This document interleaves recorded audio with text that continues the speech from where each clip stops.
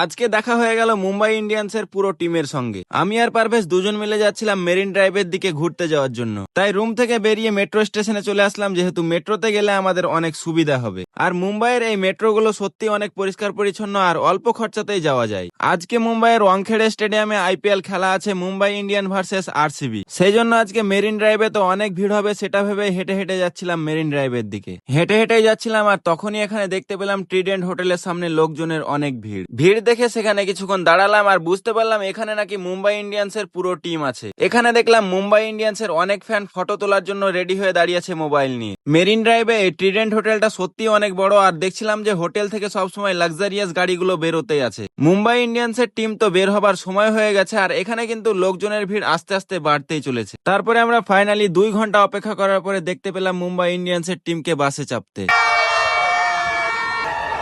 Guys, আপনারা তো দেখতেই পাচ্ছেন এখানে লোকজনের কত বেশি ভিড়। আজকে কিন্তু সত্যিই আইপিএল খেলাটা জমে যাবে। আমরাও ভেবেছিলাম যে টিকিট কেটে খেলা দেখবো স্টেডিয়ামে, কিন্তু অনেক চেষ্টা করার পরেও আমরা টিকিট পাইনি। তো যাই হোক, আজকের ব্লগটি এত দূর পর্যন্তই।